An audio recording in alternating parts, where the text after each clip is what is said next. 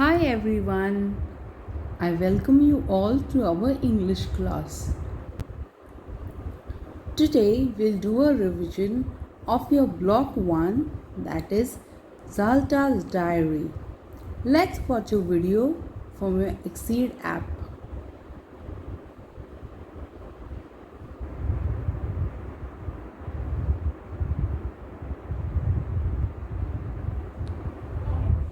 Zlata's diary.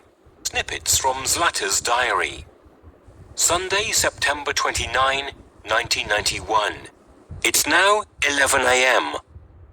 Ivana's birthday is actually today, but she had her party yesterday. It was super. There were little rolls, things to munch on, sandwiches, and, most important of all, a cake.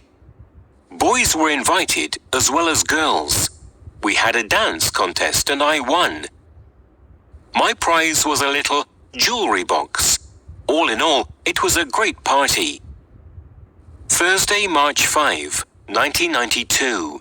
Things are heating up in Sarajevo. On Sunday, March 1, a small group of armed civilians, as they say on TV, killed Serbian wedding guests and wounded the priest. On March 2, Monday, the whole city was full of barricades. There were 1,000 barricades.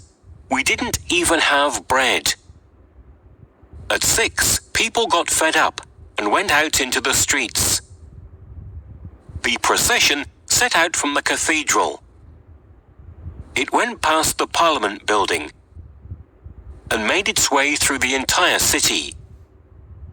Several people were wounded at the Marshal Tito Army Barracks. People sang and cried, "Bosnia, Bosnia, Sarajevo, Sarajevo. We'll live together and come outside." Zdravko Gribo said on the radio that history was in the making. At about 8, we heard the bell of a streetcar. The first streetcar had passed through town and life got back to normal. People poured out into the streets, hoping that nothing like that would ever happen again. We joined the peace procession. When we got home, we had a quiet night's sleep. The next day, everything was the same as before. Classes, music school. But in the evening, the news came that 3,000 Chetniks were coming from Pale to attack Sarajevo in the old part of town. Malika said that new barricades had been put up in front of her house and that they wouldn't be sleeping at home tonight. They went to Uncle Nedjad's place. Later, there was a real fight on Utel TV. Radovan Karadzic and Ali Zabegovic phoned in and started arguing. Then Goran Milik got angry and made them agree to meet with some General Kukanac. Millie is great. Bravo! On March 4, Wednesday, the barricades were removed. The kids had come to some agreement. Great! That day, our art teacher brought in a picture for our class mistress for March 8, Women's Day. We gave her the present, but she told us to go home. Something was wrong again. There was a panic. The girls started screaming, and the boys quietly blinked their eyes. Daddy came home from work early that day too. But everything turned out okay. It's all too much.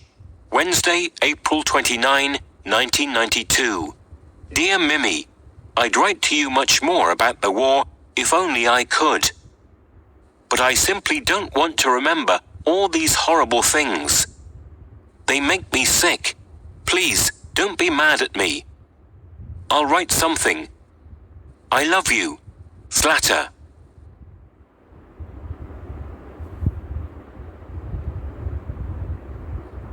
Thank you.